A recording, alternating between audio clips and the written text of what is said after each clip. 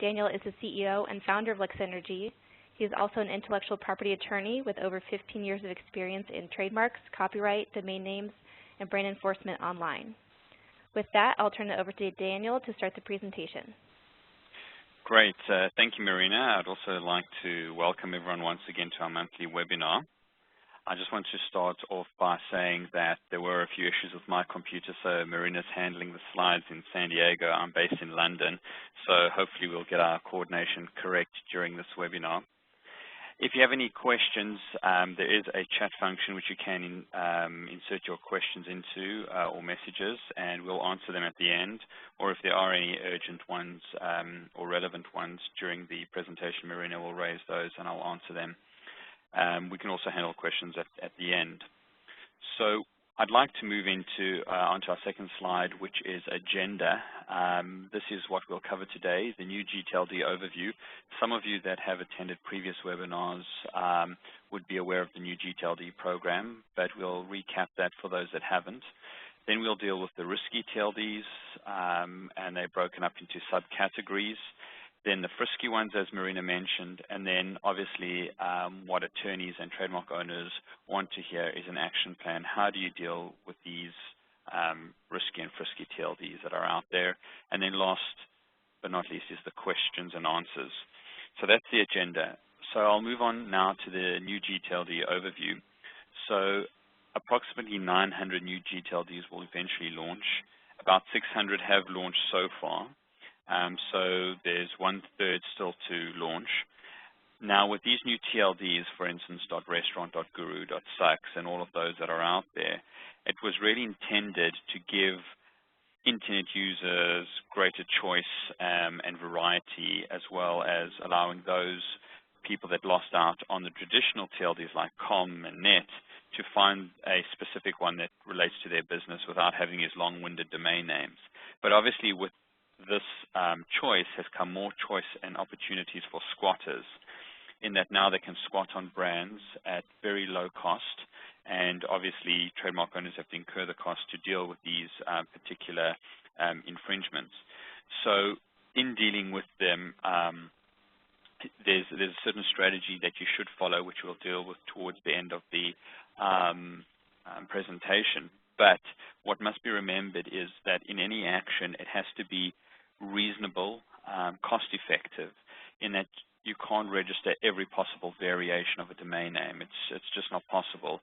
And some trademark owners tend to go a bit overboard by registering thousands or hundreds of domain names to try and prevent squatting, and that's impossible. So the approach we take is rather to mitigate the risk or reduce I would say risk on identical matching domain names relating to your particular mark. So if I move on to the next slide, we'll deal with the risky TLDs. So these are the ones that you can see currently on the slide, .wtf. I assume all of you know what that stands for. I won't repeat that so I don't offend any attendees. Then there's .sucks, .gripe, .review, .reviews. Now, obviously, these TLDs or domain names can be registered in these TLDs relatively easily, and sometimes a disgruntled employee or a customer, third party, or competitor can register a domain name incorporating or matching your trademark, which does cause a lot of issues. Most importantly, it falls within the realm of freedom of speech. So that's quite a difficult one to deal with. So moving on, with these particular TLDs, it's important to identify how to deal with them. The first one is we would recommend to register the identical matching domain name. So if your trademark is, say, Lexsynergy, you would register lexsynergy.gripe, lexsynergy.review, or .reviews. The reason being is where there's an identical match, users tend to assume that the trademark owner owns that particular domain name. And most of these are straightforward registrations, so they can be registered under $50, as it says there. While the average UDRP, depending on which attorney you use, can range from $2,000 to $5,000 to draft.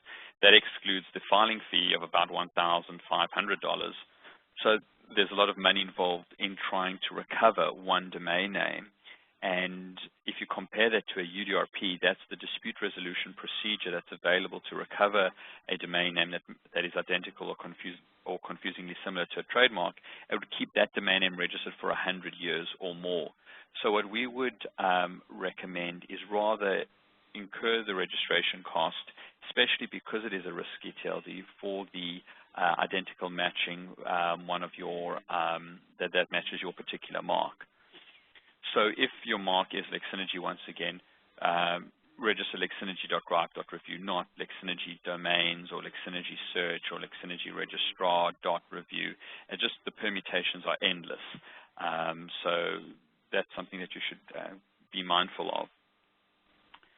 So moving on.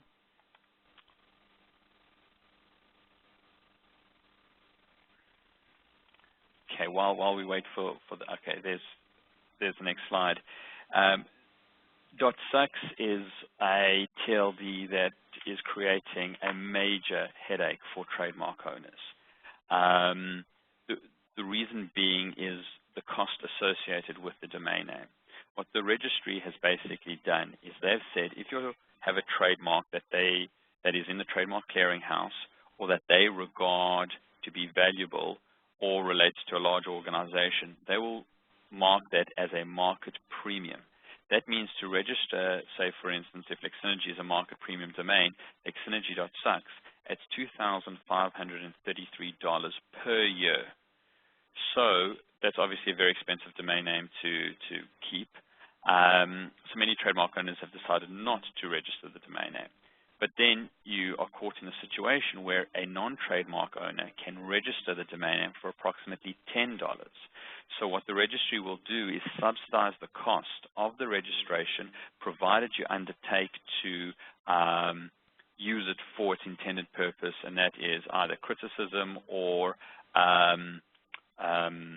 other methods to try and have a voice, to try and communicate your dissatisfaction with that particular company. Then if your mark is not a premium mark, you can block it for $212. So though that is very expensive, it's still more reasonable than $2,500. But the real issue that we are facing is that anyone can register the domain name for $10. So for you to recover it is very expensive. There are various options out there. The one is you can file a UDRP to recover the domain name, but you may not be successful in that the person can say they do have a legitimate interest in the domain name, in that they are expressing their views about the particular brand. They're warning customers about maybe a defective product or an issue with your particular service. So if, say, that's not the case and you still go through the UDRP and you are successful in recovering that domain name, that means that after incurring that cost of the UDRP, you still have to pay the $2,500 to maintain the domain name every year thereafter. So it then becomes still an expensive exercise. So there are options available to deal with this .sucks. The one is the URS. So the URS is where someone puts up registers a domain name that matches your trademark, and what the URS, which stands for the Uniform Rapid Suspension System, it allows you to suspend the domain name. So it's similar to a UDRP complaint, but it's really for a straightforward case. It's cheaper, it's more efficient, and if you are successful, you don't get the transfer of the domain name, but what happens is the domain name is suspended for the duration of the registration period. So if the domain name was going to expire in 2020, the domain name will be suspended until that date, and then if it is renewed, you can extend the suspension by 1 extra year, but then thereafter the person will be able to use the particular domain name. So at least that is a more cost-effective way of dealing with a .sucks. The other is just to monitor and see what's happening with other brand owners, if people are registering .sucks domains to disparage trademark owners or large businesses. Another option that has been mentioned by a few other I would say, industry players is stealth registrations. And that is where you get a third party to register it, a domain.sucks domain name for $10, and they simply put up a web page saying, I'm not happy. That's all. So at least you are controlling that message at that lower cost. It remains to be seen how the registry will deal with these stealth registrations, but I would suggest that maybe that is an option if you are cost sensitive, so that you use a third party that's not connected to your company or to the management of your domains, who would then hold that for you in a way in trust, and rather let them criticize, but in a controlled way, rather than a third party doing that for you. So moving on, there are other risky TLDs, and you'll see in the next slide, those are .co, .cm, and .bz. So .co is assigned to Colombia, .cm is assigned to Cameroon, and then .bz is assigned to Belize. Now, many people say, well, how does that relate to our business? You know, we don't do business in Colombia or Cameroon or Belize. Now, the real issue is that those are misspellings of traditional TLDs. They call that typo squatting.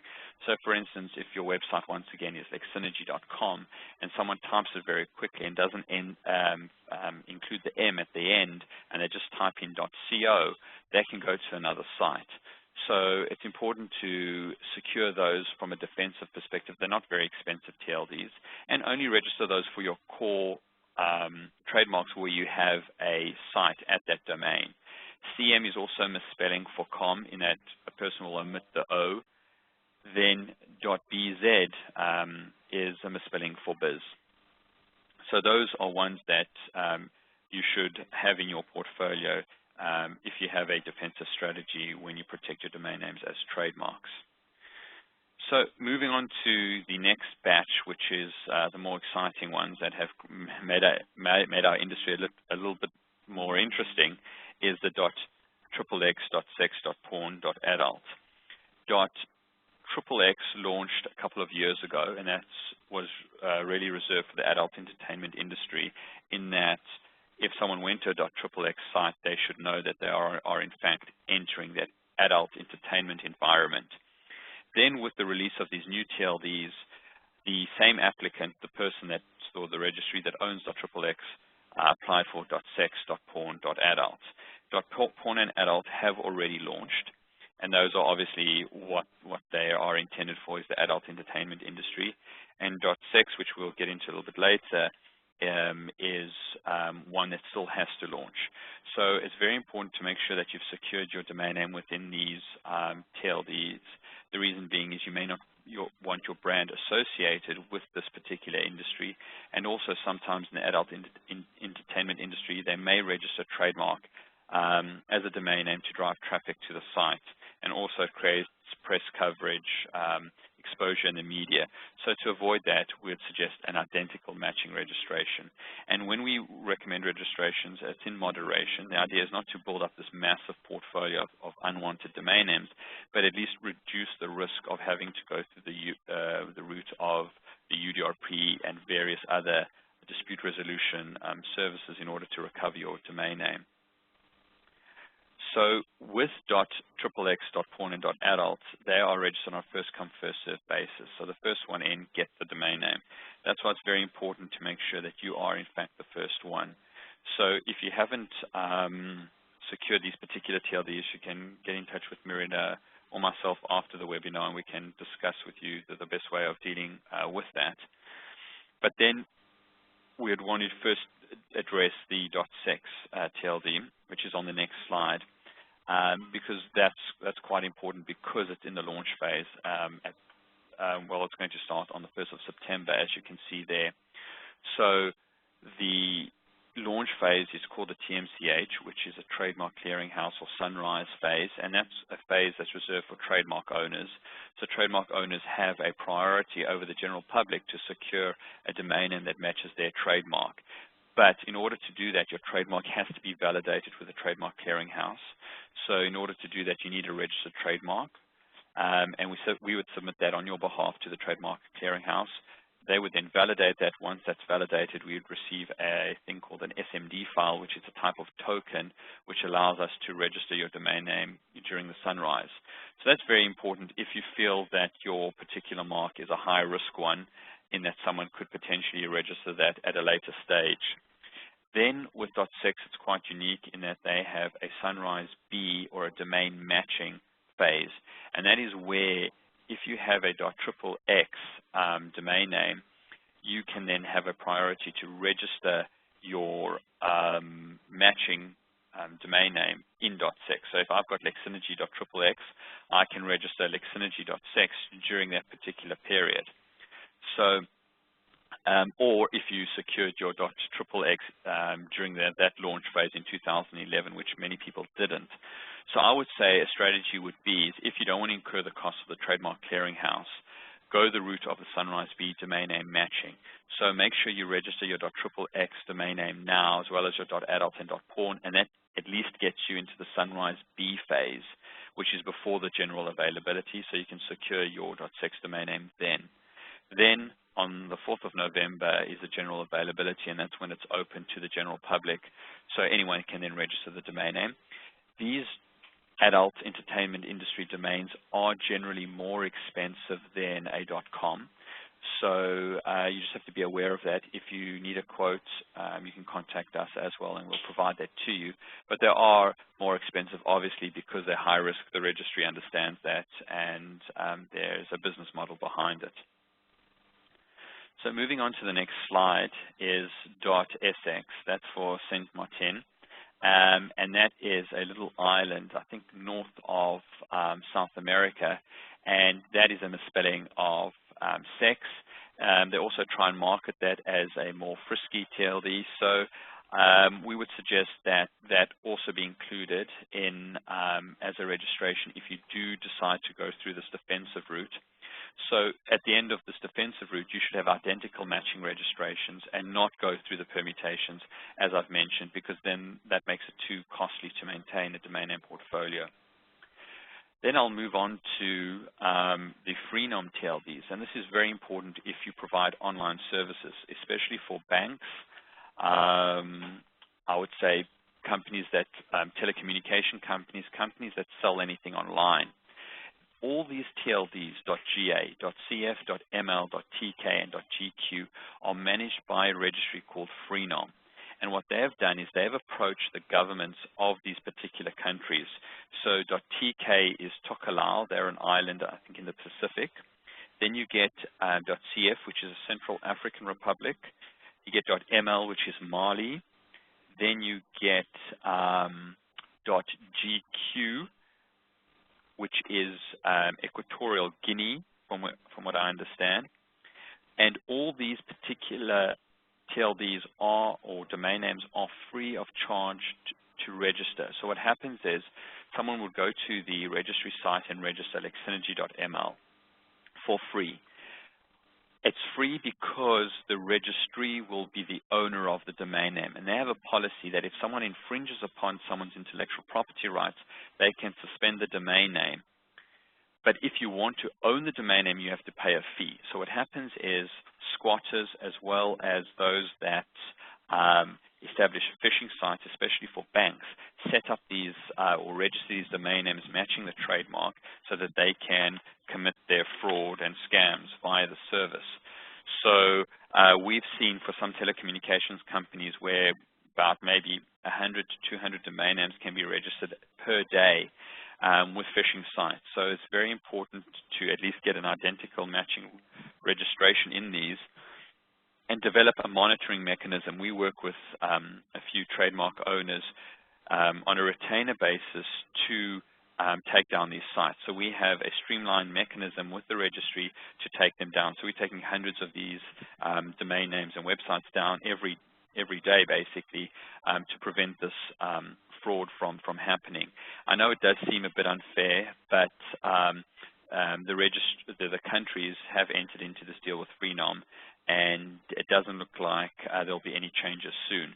So although they may not be relevant to your particular market, for instance, if you're based in the US or Europe, you may not even know where these countries are. But the real issue is that many people don't look at the extension or the URL. So if they see, for instance, abcbank.cf, they won't notice that CF. They will just see the second level domain, which is the name of the trademark owner, and go to that particular site. And that's where issues occur. So moving on to the action plan, we say you need to determine which TLDs pose a threat to your company. These are the ones we've highlighted, but there may be others. There may be ones that are more specific. You may be in the fashion industry. You may be a bank, and .bank is an issue, or .insurance, which will launch in due course. So identify those, then register the identical matching ones, and for trademarks that are relevant to your business. So you may have a trademark portfolio of 1,000 marks. Now, it's not practical to register for each one because you may have marks that are either long-winded in that they comprise several words, and as a domain name, because domain names don't have spaces, are very long and very difficult to read as a domain. So I would exclude those. But for the identical matching ones and ones that you actually use, so for your main site, so we have a trademark, our domain is domains. Now, that is our payoff line. It's not our main mark. So what we would do is we would only register Lexsynergy, but not our domain is domains, because when you read it, it reads as our domain is domains. So it's not very practical. So that we've decided not to register as a domain name. And if there are any squatters listening in, I hope they don't register, because otherwise we'll come after them. Then also consider registering a block covering several TLDs for your key trademarks that you have identified. And this includes the domain's protected marks list. And very briefly, what this is, it's a mechanism that 3 registries that have applied for over 300 TLDs have introduced. So the TLDs are the registries are Donuts, Right Side, and Minds and Machines. What you do is you pay a fee, and you can then block an identical matching version of your mark across 300 TLDs. Your trademark first has to be validated by the Trademark Clearinghouse, but then once that's done, it allows you to protect it across 1/3 of all new TLDs that will launch. The block does not cover the Frisky TLDs, but it does cover some of the risky ones. I think it's gripe, I think, is covered by them. Either review or reviews, singular and plural, they're 2 extensions. One of them is covered. So the block is very useful. It is cost effective because you pay a lump sum fee, which blocks the identical matching registration for 5 years. So if I had to block Lexsynergy, it would prevent someone from registering Lexsynergy.business, but it won't prevent someone from registering Lexsynergy domains.business. Then also implement a watch service.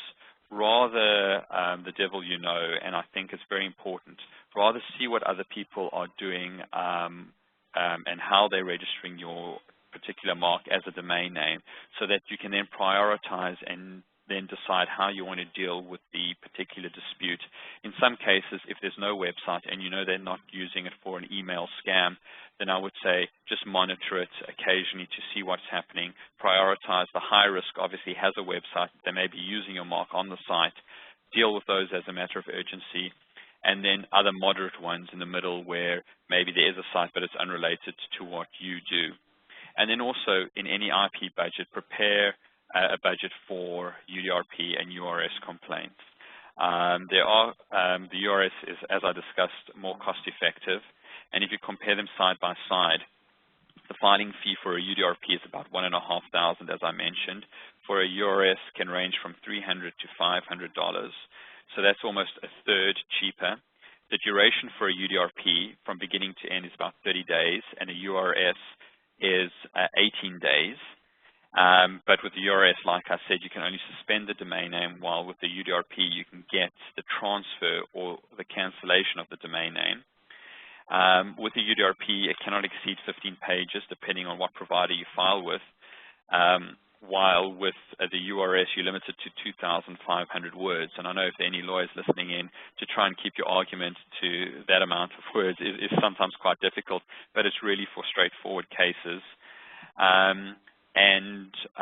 So I think it's important as you manage your domain names to include a slight buffer for these UDRP and URS complaints.